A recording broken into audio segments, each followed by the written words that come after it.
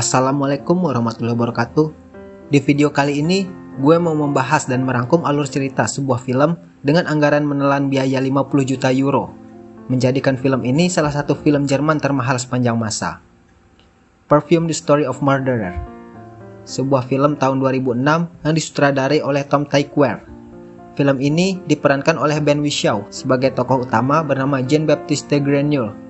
Dan karena namanya susah, jadi di sini gue bakal sebut saja namanya Jean ya. Sebuah film yang diadaptasi dari novel Perfume karya Patrick Susskind. Kisah berlatarkan abad ke-18 di Prancis yang menceritakan kehidupan Jean, sang jenius dalam penciuman yang melakukan pembunuhan demi menemukan wangi yang sempurna. Seperti apa rangkumannya?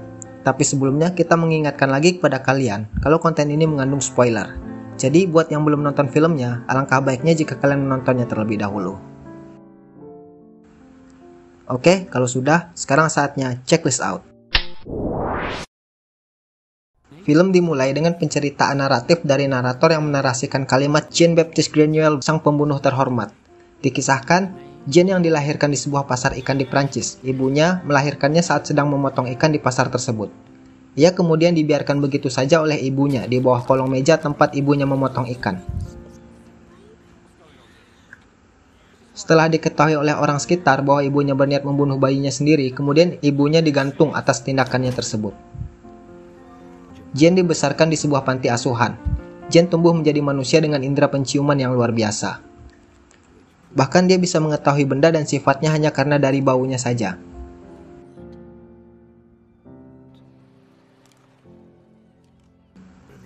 Pada usia dewasa saat pertama kali ke Paris, ia tertarik dengan aroma seorang wanita berambut merah penjual prem. Ia mengikuti wanita tersebut sambil mengendus-ngendus hingga ke tubuh si wanita. Hal tersebut membuat si wanita merasa aneh dengan sikap Jean tersebut, dan si wanita bergegas lari. Jean tetap mengikutinya dan mengendus-ngendus di belakang tubuh wanita tadi. Si wanita terkejut dan ingin menjerit, tetapi dicegahnya dengan menutup mulut si wanita dengan kedua tangannya yang lusuh. Tanpa ia sadari, ternyata wanita itu tewas karena rupanya bukan mulutnya saja yang ditutup, tetapi hidung untuk bernapas juga ditutup oleh tangannya. Karena saking eratnya, si wanita berambut merah tadi akhirnya meregang nyawa dan memudarkan aroma tubuhnya yang begitu membuatnya terkesan. Si Jean menelanjangi si wanita yang telah mati tersebut sambil mengendus-ngendus seluruh tubuhnya untuk menemukan kembali aroma yang istimewa tersebut. Jean dihantui rasa penasaran oleh aroma yang dimiliki oleh si wanita tersebut. Saat mengantar pesanan ke sebuah toko parfum milik orang Italia, Jean dibuat takjub oleh sang pemilik toko, Giuseppe Baldini. Dengan kemampuan luar biasa yang dimiliki Jean, ia mampu menciptakan parfum dengan mengandalkan kemampuan penciumannya yang super. Bahkan, ia mampu membuat parfum yang jauh lebih baik dari parfum yang populer saat itu, dan sulit diketahui komposisinya. Baldini mengajarinya teori membuat parfum yang semuanya berformula 12 macam aroma. Tapi ada formula ke-13 yang masih menjadi misteri yang tidak terpecahkan. Formula yang dimiliki seorang Fir'aun yang mampu menaklukkan umat manusia saat menggunakan parfum tersebut. Jean kemudian menjadi pekerja Baldini, tetapi ia merasa kecewa dengan Baldini karena ia tidak dapat menemukan semua aroma yang ia inginkan. Kemudian Baldini menginformasikan kepada Jean tentang metode pembuat parfum yang hanya dapat dipelajari di Grasse, dan sepakat memberikannya surat jalan ke sana jika Jean membuatnya 100 formula pembuatan parfum. Jean menyanggupinya, bahkan ia mampu memberi formula lebih banyak yang Baldini harapkan. Dalam perjalanan ke Grasse, Jean mengetahui dirinya tidak memiliki aroma yang menjadikannya berpikir bahwa ia bukanlah siapa-siapa dalam hidup ini. Ia mendapat ilham untuk menciptakan wangi yang sempurna untuk menjadikannya orang yang diakui dalam kehidupannya. Setibanya di Grasse, Jean mencium aroma dari tubuh Laura Riches, si cantik berambut merah anak dari seorang kaya raya bernama Antoine Riches. Jean memutuskan bahwa wanita itu yang akan menjadi aroma ke-13 untuk menciptakan formula parfum dengan wangi yang sempurna.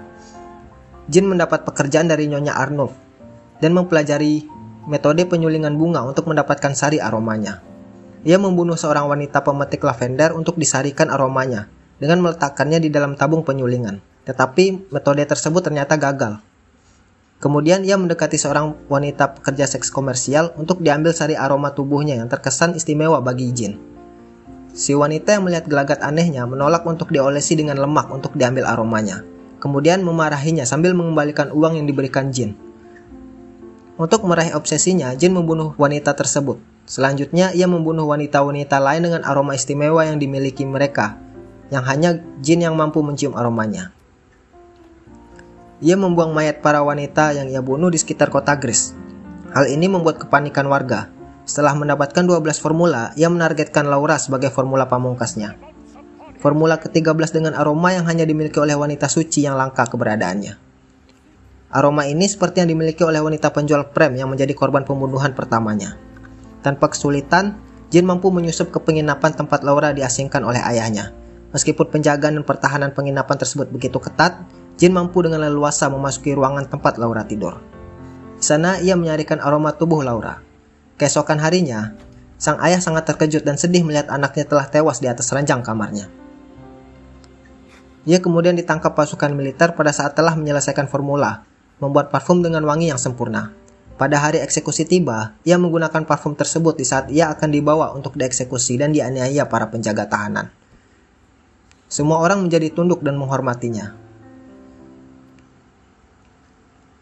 Antoine Riches yang sangat dendam dengan kebencian yang memuncak atas kematian anaknya juga ikut takluk dan menyembah jin.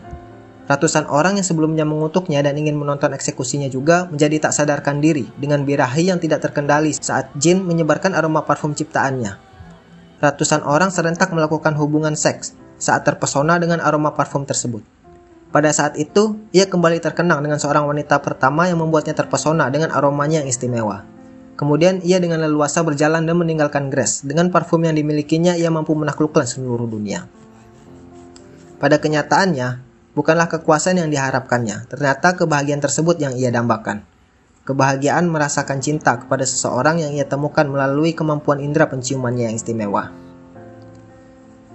Kemudian Sin berpindah di pasar tempat ia dilahirkan, dan melihat sekumpulan gembel yang sedang berkumpul.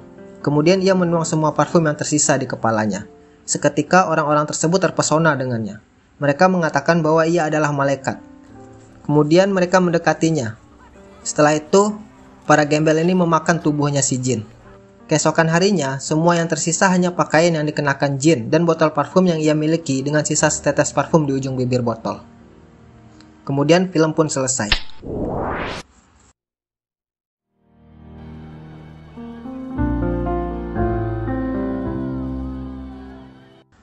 Oke, kisah film ini mengandung etika kehidupan dengan estetika yang tersirat di dalamnya. Jin dengan masa lalunya yang begitu mengenaskan menjadikannya sesosok monster dengan bakat yang unik dan luar biasa. Setiap orang yang berniat dan bertindak buruk padanya akan tewas mengenaskan setelah ditinggalkannya. Dari kisah ini disimpulkan bahwa orang-orang yang teraniaya dari lahir akan menjadi petaka bagi orang-orang yang merugikannya. Kesimpulan yang bisa didapat, kalian jangan suka membuli orang lain ya, karena doa orang yang teraniaya itu pasti bakal dikabulkan ya.